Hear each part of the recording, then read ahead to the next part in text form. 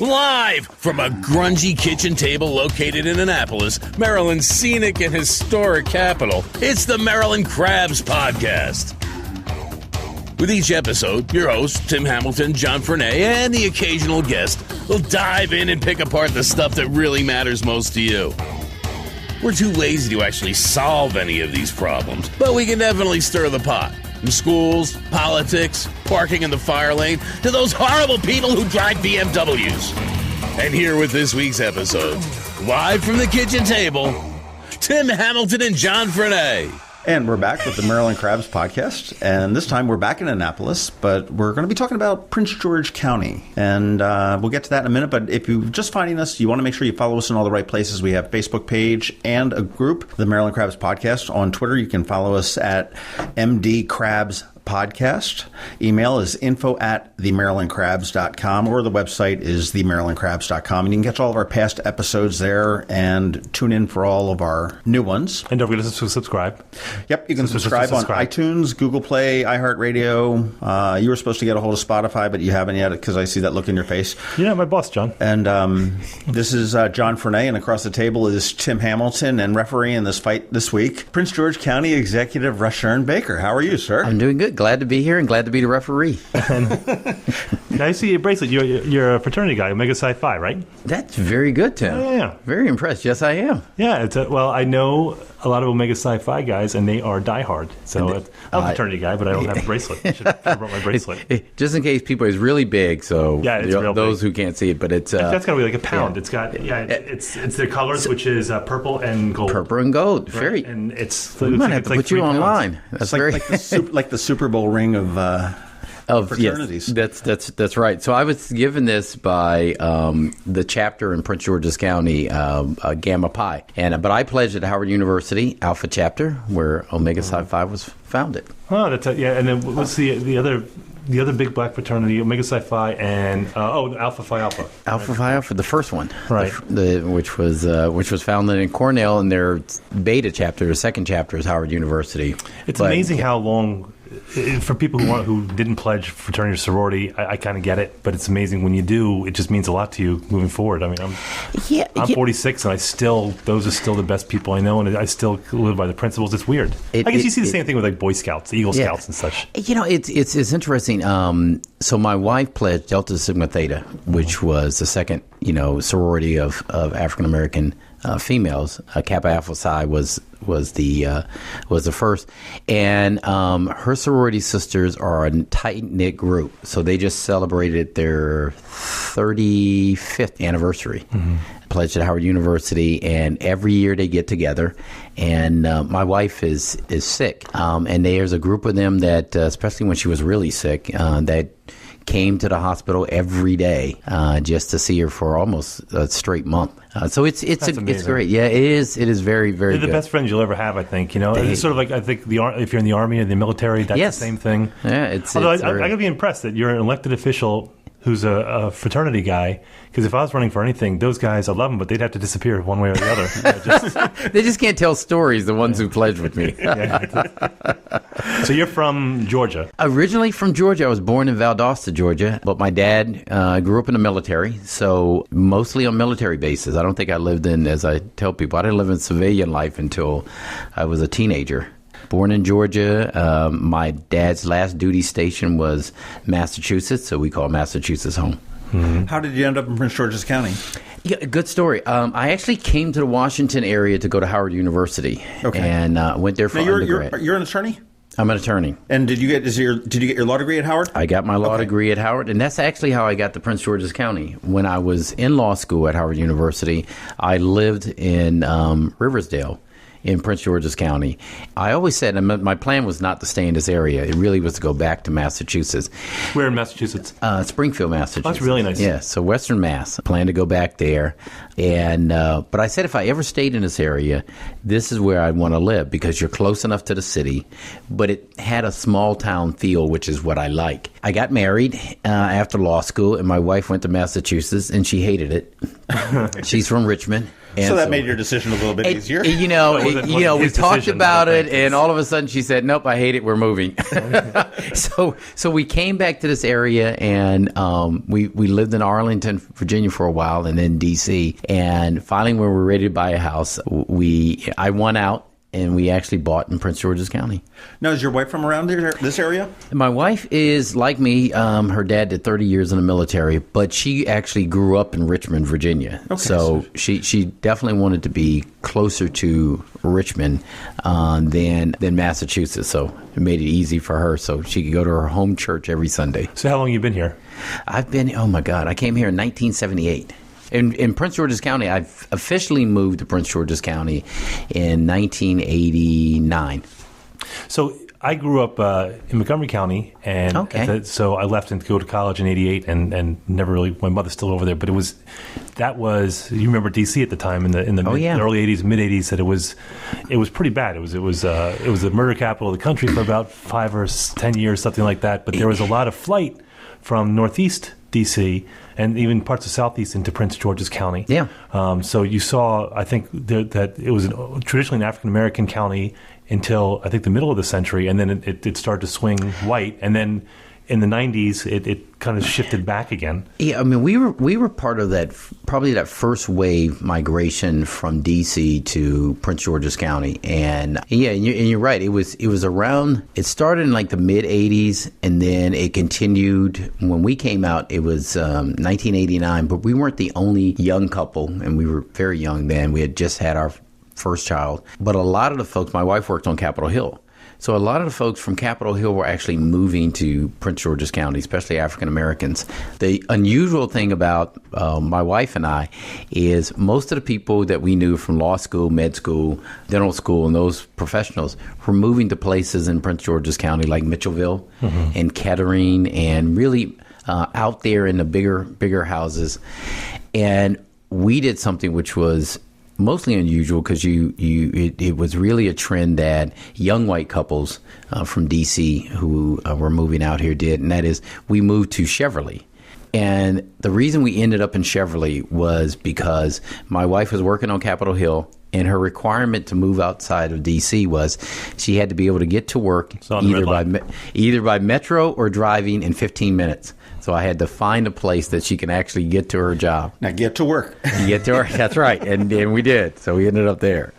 Well, it was so that at the same time that happened, there was a crime boom because I think that a lot of the people that were moving out and I saw this happen when I was in Albuquerque, was that there was a big crime boom in the late 90s and early 2000s because crime was getting so bad in L.A. that a lot of the families were moving their kids out to keep them away from it, but the kids were bringing the elements with them. They were setting up like sets of the gangs of themselves. So instead of getting away from it, they were actually colonizing. And I think something similar happened in certain parts where people were fleeing the crime, but the crime was also... Well, it was. I mean, it was a little different than because you had a couple. I should emphasize you basically had Prince George's County has always been or has been the most affluent majority African American county in the country. So you did have a class system that's always existed there as well. Yeah. So what happened in Prince George? It's a really unique place, and it's interesting when you run into folks who actually grew up in the county. Since I didn't, it's easier for me to kind of look at it in a dispassionate way, and in a clinical way, because Prince George's County is rare anywhere probably in the world, and that is it's the only place that went from mostly rural and working class white folks to affluent, educated African Americans, where education and income went up. So when majority of African Americans who moved to Prince George's County in the 80s were like my wife and I, they were either just mostly fresh out of professional school or had a master's. They had either government jobs or jobs related to the government, so they were working on Capitol Hill or things like that. But education and income went up. So the bottom line for Prince George's County, and it's maintained that way, is it's a high medium income. And for African Americans, it's really a high medium income. But then you had the elements that you're talking about, and that is you did have what you call spillover effects. It affected in the 80s and 90s. It affected Prince George's County, Montgomery County. If you look at Silver Spring, back in the late 80s, early 90s, you saw a lot of this. Tacoma Park wasn't what we think of Tacoma Park today. Right. But in the southern part of D.C., southeast part. Tacoma Park at the time was Prince George's County. Tacoma Park. It's not now. Right. It had Prince George's County, Montgomery County, and D.C. So they all were portions of Tacoma Park. But what you saw in those areas where that's where you saw a concentration along those border areas, right, where you saw a concentration of crime, which were really about the spillover effect from the District of Columbia. And you saw it, a lot more, because we have a lot more of the border of the District of Columbia than Montgomery County has, right, and a lot of the poorer areas of the District of Columbia, which is northeast of Anacostia, right? Which I should say is that's in the late 80s, early 90s. It's a different take now. But it helps shape what Prince George's County is, because you look at it, that's when it became. Same way with Montgomery County is because of that migration. The county became one of the largest jurisdictions in the state of Maryland. Same thing with Montgomery County. And so that changed the whole dynamics of the political landscape, quite honestly, in the state. So when I went to Annapolis in the legislature in the 1990s. And you were in Annapolis as a delegate. I was in Annapolis as a delegate. I came here in 95. At that time, Prince George's County was still on the rise, and Montgomery County was on the rise, but the general focus was still on Baltimore City, which, for all intents and purposes, is really the capital of the state of Maryland. And ask anybody outside of Maryland what the capital of Maryland is. They think it's Baltimore. There you go. It's the focal point because it's unique because, especially for those outside, Baltimore is the only city that is a city and county. It's not located within a county. It's its own. Every other place is in a county. It's their own little DC. It's their own little DC. And so it's a focal point. But also, the state was really rural. So when I came to the legislature, I came from a Washington, D.C. base, mostly Capitol Hill influenced politics, to Annapolis, which was really more a suburban, rural base of outside of the city of Baltimore. The politics were really about region. It wasn't about Republican, Democrat, black, white. It was about where are you located geographically, and that's where your interests were. That makes sense. But I think if you look at, and we were talking about this before, is that Montgomery County and with the five wealthiest counties, I think, in the country, or six wealthiest counties, are all around Washington, D.C. Right. But it's not, but if you, and I'm doing a big amount of generalization here, but if you look at Montgomery County, a lot of that is the lobbyists or probably not government employees, but are interact with the government. Whereas if you look at Prince George's County, you do have a lot of government employees, whether it be the University of Maryland, state and federal, Census Bureau, the Air Force Base. I think we talked about Sure, Andrews, and so. We talked to the governor a few weeks ago. We were talking about, then Trump had just been elected, and we just said, he's talking about a hiring freeze, and he's talking about reducing the size of government. What effect does that have to the wealthiest state in the country, which is Maryland? Which a lot of that is because of government largesse in one form or another. But what is that? I mean, just yesterday, and this will be you'll hear this a week from now. Governor Hogan put out something very interesting too. He said that the number of people that actually work for the government in Maryland is usually over-exaggerated. And Virginia has it. It's a little bit more balanced then. I mean, people think that Maryland has this just huge centric. I mean, it certainly is a large employer in the state of Maryland, but it's not. But I think you're talking about a difference maybe between government employee and people who are like secondary benefit for like a contractor. Right. I think when and that's usually, and you're having a good conversation about. And I'm right and he's wrong. Yeah, thank you. You're actually both right. So because here's the thing, and this is what we forget when whether it was the government shutdown or whether his comments from President Trump about he's gonna cut You just remember what he said. He said he's going to cut federal government employees, but he's not going to supplement that with contracts. He's going to cut those also. So here's where our governor is slightly wrong, in that Maryland, like Virginia and the other places around the Washington region, depend on the federal government and the offshoots of it. So you may not, like Prince George's County, correctly you said, Tim, is that a lot of the governmental employees, good government jobs, live in the county. In Montgomery County, it's the same, but there are two parts of it. There are people who work at a high level for the federal government, and there are people who actually contract with or make their living based on things that have to do with the federal government. So but it's a government town. They're lobbyists or contractors. They're lobbyists, contractors, NIH, all of those things. So high-tech firm, they're all really kind of based around government-led. So government is the private industry for this region. And so Howard County and Fairfax County. Anne Arundel County, those places that you wouldn't have thought of, years ago as being government related. St. Mary's County, Charles County. Yeah, you would never, and even crossing the bridge now. I mean, yeah. So back in the 80s, that was a backwater over there. So a lot of those, but it's dependent on. So when you hear something, and this is why we push back on it, when you hear something coming out of the federal government, in fact, when the shutdown happened, it affected Prince George's County and Montgomery County and Fairfax and Northern Virginia more than it did D.C. It was because we had the majority of the people who work or make their living based on it. And so anything that happens in this town, around the federal government is very, detrimental to the state. So on the state side, the bulk of the revenues for the state come from the Washington regions. And if you think about it, it's the largest two jurisdictions are Prince George's County and Montgomery County. And then you look at, as we just said, you look at Anne Arundel County and Howard County. They're government-based places, St. Mary's County and the rest. So the state depends on its wealth to stay up there based upon the fact that we're very much Washington region centered. What's interesting, too, is people who aren't from Maryland have a hard time believing this because they think we're a lot smaller than we are. I mean, we're small, but 90%, or I think it's 87 or 90% of the entire population of Maryland is in central Maryland. That's the D.C.-Baltimore corridor. Yeah. But if you go past, Washington County to the west, out to Deep Creek, and Deep Creek is just if you go a mile from Deep Creek, they struggle. And if you go to the Eastern Shore or Southern Maryland, so you basically have a pocket of affluence within Maryland. So and there's still a lot of struggles. I mean, look at the election. If Eastern Shore was Trump, Southern Maryland or Southern Anne Arundel County was Trump, mm-hmm. Western Maryland was certainly Trump. Now we're still a solidly Democratic state, but it's but there's challenges that we have when you look at industry, you look at agriculture. That we are really centered to central Maryland.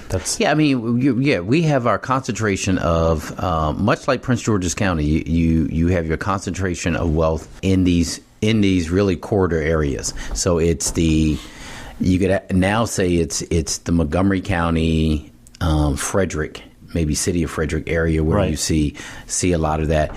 The Baltimore and Baltimore County area that's coming, and Prince George's County and Anne Arundel.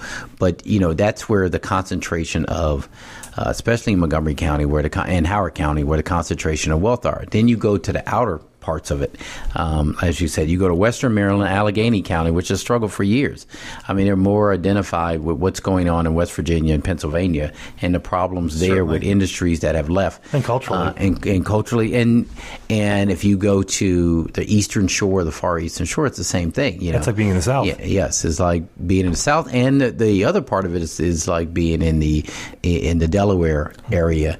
But it's so the issues are very complex, and when you think about this state, which is geographically, it's a fairly small state compared to Pennsylvania and places like that, but the diversity is just the same.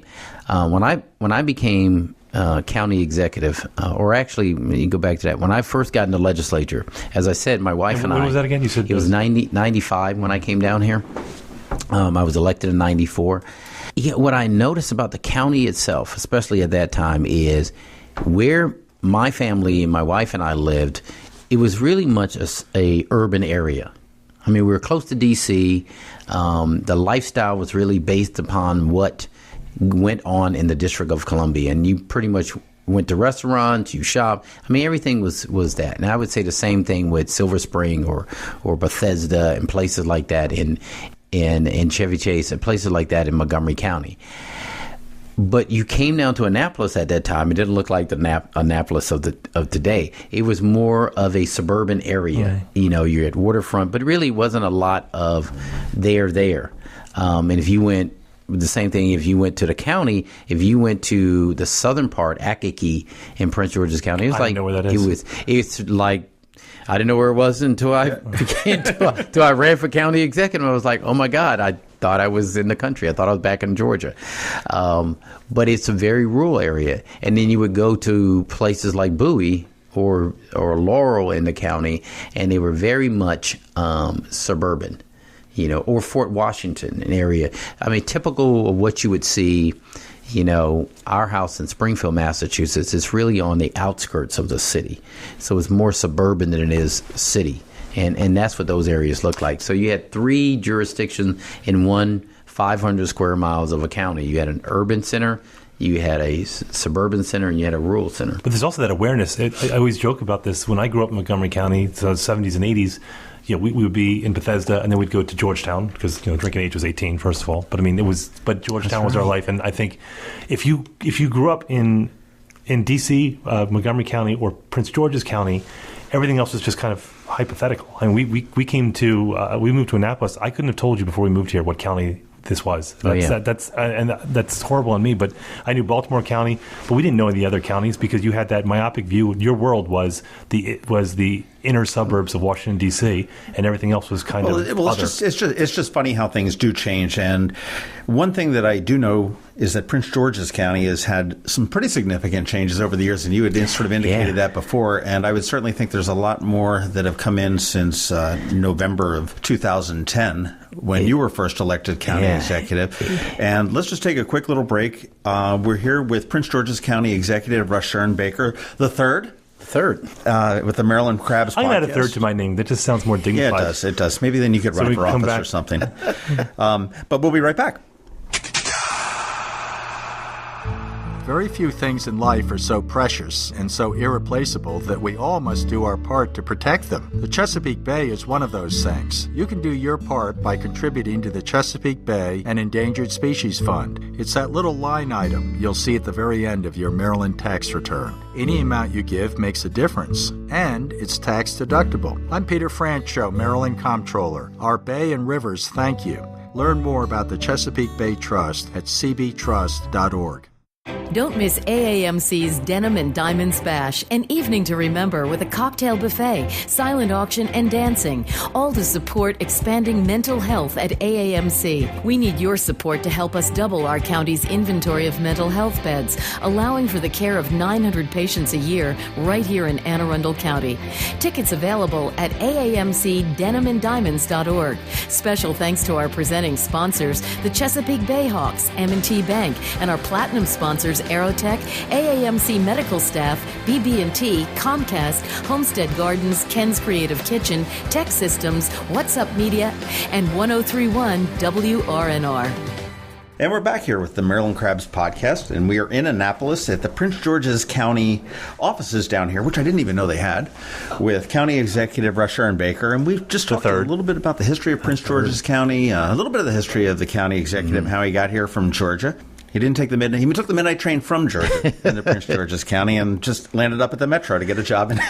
So his wife could work in D.C., which is an awesome story. But Prince George's County has really had its ups and downs, and as we've discussed, that it's sort of morphed from from affluence into, I don't want to say poverty, but into the affluence is left, and then it's come back, and it's very strong. You've had certainly your share of the county has had a share of corruption with your predecessor Jack Johnson, and that had was indicted and charged and served some jail time for corruption. And you were elected in November 2010, and you you got off to a rough start, didn't you? I always tell the story. I was telling the other day that it's kind of hard to remember back almost 6 years ago what the place looked like. But yeah, I had run for county executive 3 times. I finally won. I ran against third time's a charm. It's the Irish blood in me. It was, but when I came in, I won in the general election in November. Slated to do my transition meeting with Mr. Johnson in preparation for taking over the government in Prince George's County. I was visiting Georgia. I went back home. Was in Atlanta meeting with the mayor of Atlanta about federal housing issues, because it was a big issue for us in Prince George's County with foreclosures at the time.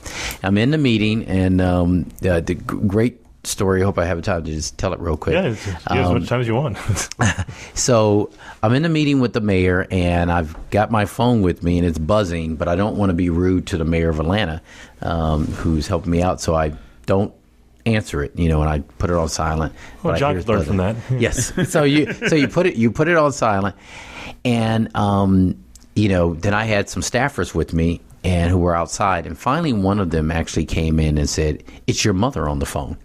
I said, "My mother?" So this is sort of a George Bush moment. Yeah, this is like, it's your mother on the phone. So I walk out, and it's my mom. And I'm thinking, okay, maybe she's going to tell me that, I'm in Atlanta with my aunts, her sisters, and my brother, and maybe something happened. My wife was there with me, and maybe something was going on at home. And she said, "Oh, my God, I heard you got arrested." I said, "I don't know what you're talking about." By the way, do you know how many times I've gotten that call from my mom? Well, she was definitely shocked. She was like, "Not you." I said, "I don't know what you're talking about." She said, "Well, I just got a call that said the county executive of Prince George's County was arrested by the FBI." And so immediately as she's telling me this, I'm saying, "What the heck?" The mayor comes out and says, "Hey, they got your county executive on CNN." So, needless to say, the transition meeting was supposed to be the glass at visiting hours. Yeah. It was supposed to be the next day. That was immediately canceled, and so I never really had a transition meeting with the county executive to go all over these things. So that started, it didn't sound like he had anything useful to pass on anyway, to be honest. It just, Best to start from scratch on that one. Everything that he had done from scratch. Literally, and John, that's the point. One of the worst things to do is you create a government completely from scratch. So anybody who was in a decision-making position in Prince George's County government, we had to let go because the FBI at the time. That's right. They were tainted, yeah. Yeah, the FBI would not tell us who was under their surveillance, which for good reason. The only thing they would tell us is that it was an ongoing investigation. So literally everyone got fired, including the police chief, the fire chief. We kept the corrections person and one other official, the finance, everybody. And so I couldn't pick anybody who had worked for, long term for the Johnson administration. I actually had to go back out. Now, I'm a brand new county executive. I've been out of office for 8 years. I didn't really know county government. I knew Annapolis government. And I've got to select people to come in and help me run. And the police chief, who was very popular, was the first Afro-Latino police chief. I let go, and that didn't make people happy. Sure. And the fire chief, who was African American, I let go. That made people happy. And I brought in 2 people that I didn't know but had good reputations as the police chief and the fire chief, and they both were white males. So all these things were coming together, and so that's at the beginning of the administration trying to put it together with brand new people. And to make matters worse, for me, I'm starting out. It's a big budget. Wall Street calls. The county had gotten a AAA bond rating because really a lot of the stuff that... So this is 2010. This is 2010. I'm literally, as soon as I'm sworn in December of 2010, I put all these new people in place. Normally what happens is you go to meet with Wall Street about your bond rating in June. They had decided that since the previous county executive, Mr. Johnson, was arrested and it had to deal with federal dollars, not county dollars or state dollars. It was about federal. An interim review. And they were nervous. They were nervous about two things. One, because there was an ongoing federal investigation. There were federal dollars. I was a new county executive that had not managed anything larger than 18 employees. And you had this 6,000, government, it's $3 billion budget. And they wanted to meet me right away because they were going to downgrade our bond. And also, this was during the secondary market housing collapse. They're in the second. So the market. So yeah, everything. Which time was the worst. Why in the didn't country. you ask for a recount? Yeah. I almost thought. So we jokingly say. So, the first couple of things you're like, okay, I can handle this. I'm going to put the people in place. I burst into tears the first when I saw CNN. Yeah. I'm not very resilient though. It probably because I was so happy I finally won. It didn't disturb me as much. But when it got to, I was supposed to take my family on a vacation, to Georgia, by the way, back to Georgia since I didn't get a chance to finish it because of what happened. We're going to drive down to Atlanta, spend some time with my relatives and the son. It's all of us together. My son was back from college, and I'm driving, and I get to North Carolina, and I'm looking at my my phone, and I get a report that we're having one of the largest snowstorms in the county. And that was the double whammy that year. Yeah, it wasn't the biggest one, but it was a large snowstorm, and it was pretty significant. It was two back to back. Yeah. No, it wasn't. I don't think it wasn't that year. It wasn't the one that was back to back. It was the one in 2010. It was I think 2009 was back to back because that was the first year of Josh Cohen and Mayor of Annapolis. Because I think he struggled. That was the bad one. But so the backdrop is, I remember how bad it was in 2009. So when they called me and said, there's this snowstorm that's coming, I'm in North Carolina. I'm like, oh, my God, I'm going to be out of town when they have this major snowstorm hit. I need to turn around. And the interim CAO, when I call him, from a Waffle House in North Carolina. Best place to be in North Carolina. I was, enjoying some waffle. My kids were happy. That potato skillet's so good. Yeah. And I call him and he says, unless you can drive a snowplow, you might as well keep heading south. So we had the snow. Then I get a call. I come back up here, and it was locusts. It was worse than locusts. We had 14 homicides in 14 days. Day 14, I was like, oh my God. And now, was this with a new police chief? This was with a brand new police chief. Okay. So everyone is screaming because they're and the tenor was that they were really pissed off because you fired the old chief. I fired it, exactly. And you got a job. I mean, everyone was pissed off. And then, this is all happening within the first year of my administration. We had... First year. This has been the first 2 weeks. Yeah, first few months. Almost the first 6 months were the worst. We had in February of that year we had 7 fires on one day in the county, where it was 300 acres in the north or 600 acres in the south, but every place in between was burning. We had 100-year flood, where the county administration, which hadn't flooded in 100 years, flooded the building where you had to close it down. There were 2 feet of water in there. And then the earthquake hit. Then I thought the locust was coming. And I was ready to go home. So it was... It's hilarious that you did a second term. To me. It was hilarious that I didn't resign after the earthquake, because I really did think I was either Noah or Job. I was, but somebody in the Old Testament, because it was coming. But it's interesting. You think about all of those things that happened, and you look at where Prince George's County is today. Well, you do. I mean, I want to give shout out to your fire and police departments. I mean, they're two of the most responsive organizations around.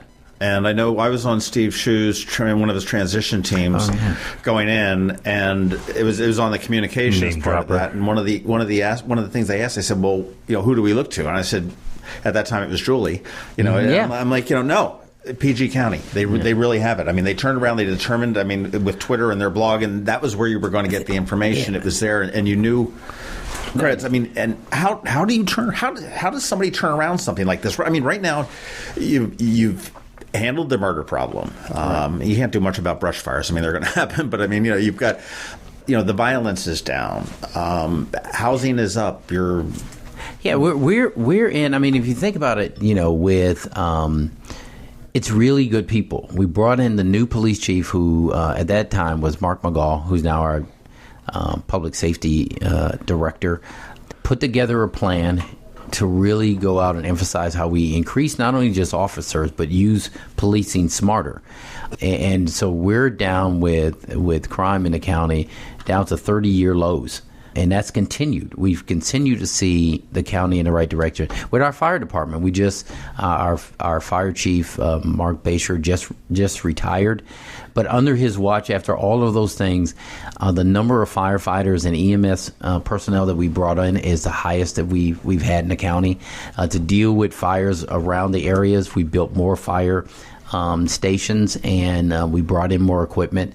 In terms of dealing with social impact issues, since we are close to the District of Columbia, we just didn't rely on public safety. We started doing something that I'm very proud about, our signature program, which is our Transforming Neighborhoods initiative, where we actually looked at those 6 areas in Prince George's County, which is where we saw dropout rates, crime, health disparities, lack of economic development opportunities, all of those things that were happening, but was right next to the District of Columbia and right next to Metro Station. We focused on those areas to turn them around so that we had this robust wraparound services so that quality of life would go up.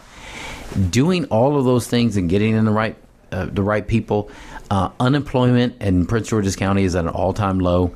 $7 to $8 billion worth of development is going on in every part of the county. You go down Route 1 where University of Maryland is today. There's a new hotel and conference center that's being built right there. Whole Foods is down the street from it. A new MGM destination resort is there. We're building a new hospital around Largo. It's just a remarkable change, but it wasn't by accident. It was us, putting together policies where we just really started to come in and say, okay, well, how are we going to actually change these things? You had to be aggressive. The first piece of legislation I put in, or the first thing I did as county executive, which is unusual, is right after I, fired the people who were part of the previous administration, was I came to Annapolis. This is something that had never happened before of any jurisdiction. And I said, I want to put in a piece of legislation, ethics reform for the county. I want to restrict how the county executive raises money, and I want to restrict how the county council raises money. And I also want to put additional safeguards that we can investigate what's going on and put checks and balances up. Now, that had not happened before. Why does now? You said you came to Annapolis to do that. Does it have to be done through the General Assembly? It does not. But I had 5 brand new county council members who rightfully said they didn't do anything wrong. So why should there be restrictions on them? And I said we have to send a message that we're going to be above reproach. Businesses aren't going to come in this area into Prince George's County. We had a lot of reputation repair to do, a lot of branding issues to repair. A big one. I mean, that was the biggest thing for us, was to get the perception and the reality, that we were turning around. Businesses some had been legitimately, asked for money, pay to play. Others just perceived that it was there, so they never came in. And people started moving out saying, it's a culture of corruption in the county. By doing the legislation and by saying to people, I'm going to hold us all responsible for this. I want to make sure it is very clear that this is not going to go on. We did that, and that was the first step in go to business and say, hey, you know what? We put in a new ethics director that's going to look into these issues, a hotline where people can turn them in. We gave money to the state's attorney's office for a special prosecutor, if any of these things are up, just to send that signal. And then we went back into the business community and said, in the midst of an economic downturn in the market, in the property market, we're going to take money out of our rainy day fund, which was $50 million. And to put that in context, Montgomery County in its Economic Development Incentive Fund has $10 million. The state has $70 million. But we put $50 million because we were pretty much betting that Prince George's County was a good bet. Now, I could have lost, and no one could have come to the county, but we didn't. It took us a while, but we put the incentives in there. We streamlined the process for businesses to get through the permitting process, which is something I'm proud about. That's something huge all across the state and every jurisdiction. I mean, you talk to business owners and they're all just like, just getting through it is just brutal. Right. Business, the economy drives on Main Street, for the most part. And and when we talked to Governor Hogan, that was kind of his cornerstone, was that he saw a time when government was going to play less a part of the economic development of the state, and he wanted to really drive business and technology. I think time will tell if he's successful at that. But I mean, that is an emphasis. President Trump said yesterday he needs $58 million to rebuild $58 billion to rebuild the military, and that's going to come at the expense of governmental departments. So I think people are really nervous about where those cuts are going to come from. Yeah, and they should be. I mean, and to go back to the thing on businesses, for us, I mean, we realized that in order for Prince George's County to grow, in the same way with the state, is you have to get the private sector businesses going. Government doesn't create jobs, or creates very few jobs. And for us, we relied more on property taxes in the county than we did on commercial taxes. And the only way to get commercial taxes up are to get businesses to come into the county. Well, businesses won't come into the county or the state if they have to go through all of these regulations and there's no certainty as to when you will have an answer. It's not so much the regulations, is how long it takes. And so for us, it took you an inordinate amount of time for you to get from design to building in a county that had available space, or to redo an office space. And so what we did was we created a brand new department, which scared people because they said, "Oh my God, he's going to expand the government, more bureaucracy." And I said, no, we're actually going to streamline, which is what we did, the bureaucracy. So we put people who were in 5 different departments and we moved them into one centralized location. So if you were a business person, you could come to one place and get an answer in a quick amount of time. If you were doing That's brilliant. I thought it was. Well, I'm just saying because we have such a big problem. What kind of crazy talk is that? If you could just jot this stuff down, we got some people we want to bring that to here in Annapolis. Just talking about streamlining the businesses and get these permitting things done quickly. It was great because for us we had to do it because our competition in Prince George's County was what was going on in D.C. and what was going on in Northern Virginia. In Montgomery County. And if they could do it quicker, faster, and better in those areas, why would you come out to the county? And so what we had to do is for big major projects like MGM or the new conference center at University of Maryland, is we put what I call, our folks don't call it this, an ambassador. So you come in, you got a major project, we're going to assign somebody to work with you to make sure you can get through there. So that's your own personal ombudsman. Concierge. Yep. Comes up, they've got your ear, presumably? Right. And so we put our best people on it, and that way if they run into a stumbling block, whether it's with our government or whether it's with the state, because we had some issues with the state government, or whether it's with the private industry, which is Pepco or utilities, sure. This person's job is to help you get through it, because the quicker you build that hotel and conference center, the more people you hire, and the quality of life for the county is better. And that's the and the more tax revenue the county and the more tax revenues the county gets. Exactly. And so that's the philosophy change that we had, was we want you to do well. We want you to grow. We want you to get more business because you're going to hire more people. They're going to pay more taxes. They're going to help us with our school system. And MGM opened up on time, relatively on time. MGM, and just think about MGM's a great example of, completely built by the private sector with our help to get through the process. But I asked for that to be a $1 billion facility because I figured if you invest $1 billion in it, you're going to make sure it's quality. They ended up doing 1.3 because they liked the fact that working with the county, they were meeting their timelines. And so therefore they put more money and the reason it didn't open when they originally said is they said, we want to make it even better. Right. And now you have this great facility that's going to bring in revenues to the county. I mean, the concert venue is just phenomenal. Yeah, that they've got. The casino is the location. It's crazy. I did notice that you guys are considering this thing called Westphalia. Is that right? Oh yeah, Westphalia. I'll tell you what. Why don't we take a break real quick, and we'll come back and talk about that, and we'll talk about the county executive's future plans. Okay, fine. So there. When it comes to diamonds, there are two things that matter: reputation and value. At Zachary's, you know our reputation. We pride ourselves on providing the best experience for every customer every day, because we wouldn't be here without you.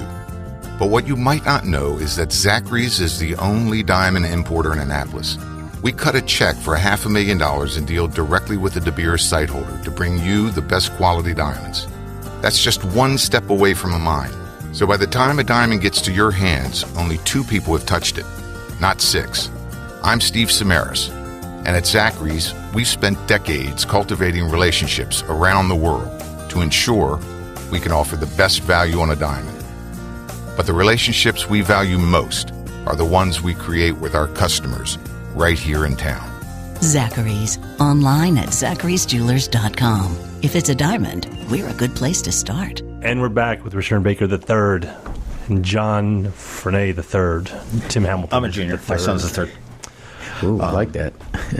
But anyhow, we're back here with County Executive Rushern Baker from Prince George's County, and we were just talking about the success that the county has seen from the hell that he inherited when he got elected. And I mean, that's my phrase. That's certainly not his phrase. But boy, on the bright side, there's nothing you could do to screw it up. Well, you know, that's what my son said. The day I was walking out, just to interject real quick. So I'm about to give my inaugural speech when I'm first elected, and I'm talking to my son, and I'm really nervous. And he said, "Well, you know what, Dad?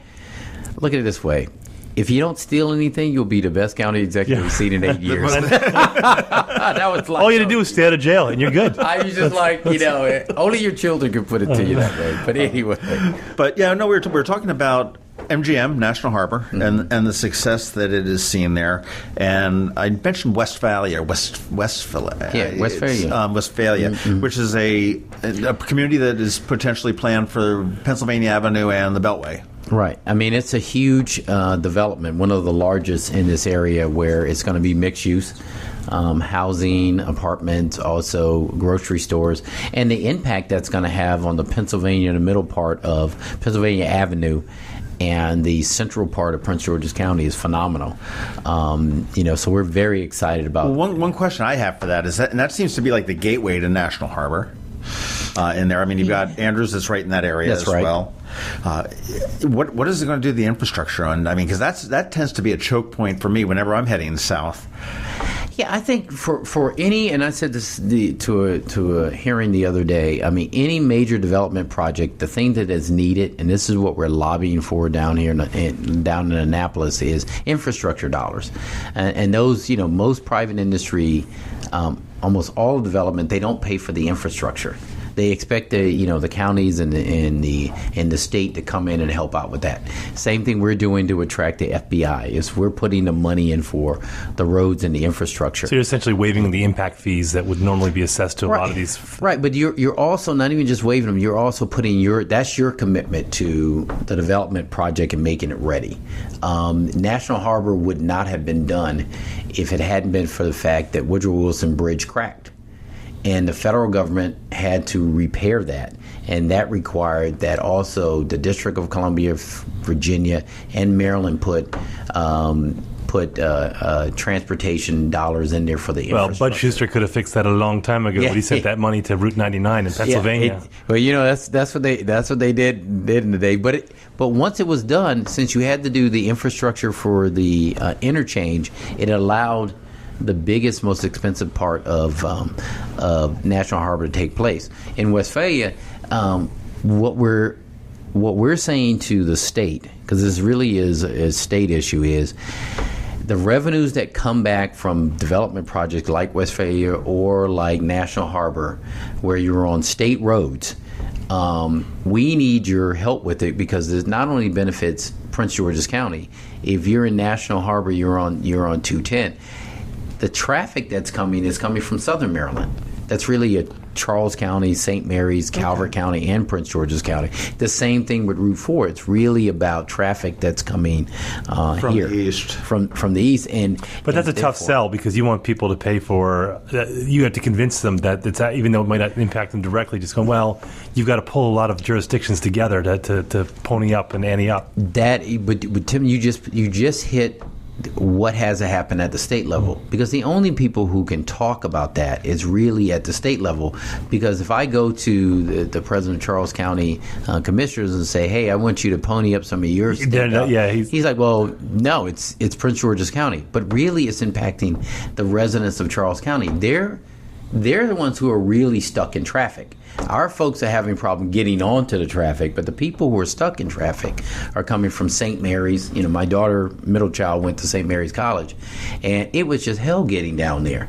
But the traffic was coming from St. Mary's, Calvert County, and Charles County, and the benefit of doing infrastructure will benefit Maryland residents. The same thing with 4 over where Westphalia is. So it really has to be that perspective of why things like the metro system is important to Maryland.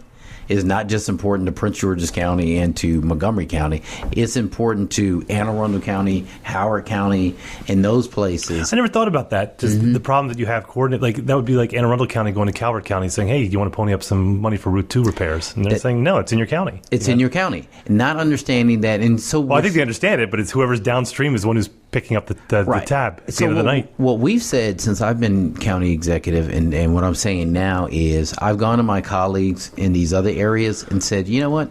If we don't have the resources, if I'm in Prince George's County and I'm getting a limited amount of money from the state, which I understand very well because I served in Annapolis on transportation. If I'm given a limited amount of money from the state, it's got to go to the major choke points that I have. So it's going to be at Route 1, and it's only going to be on the roads that affect around 210. Well, the roads around 210 are not going to actually, 210 is the main highway from National Harbor down to the south. We're not going to put our money on 210. So the residents of Charles County, St. Mary's County, and Calvert County are still going to be stuck in traffic. In fact, more traffic, trying to get to their jobs in the District of Columbia or up this way.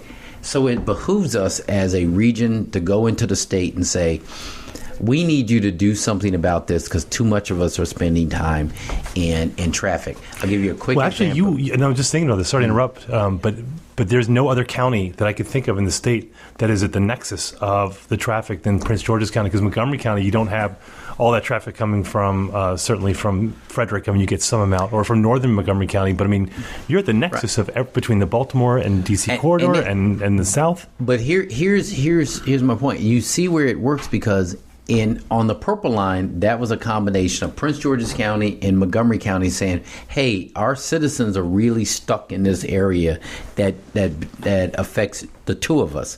And so therefore, we actually did put resources in from our county together to do the purple line. Now, what we asked of the governor and other folks was, well, a lot of that traffic is also coming from Anne Arundel County and Howard County. And therefore, the state should put more money in.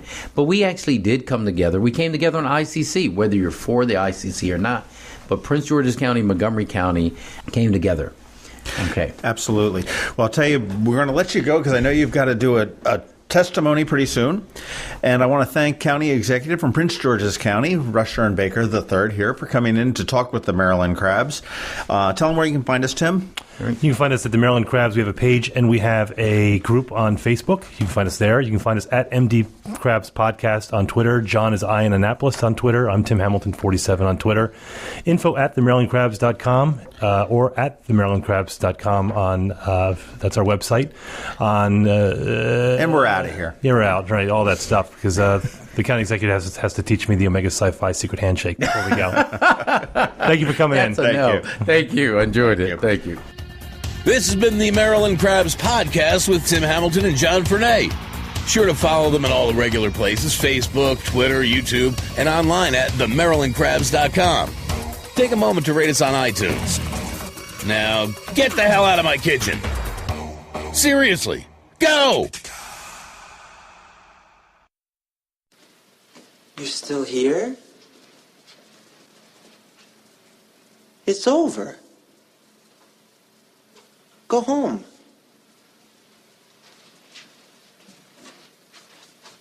Go.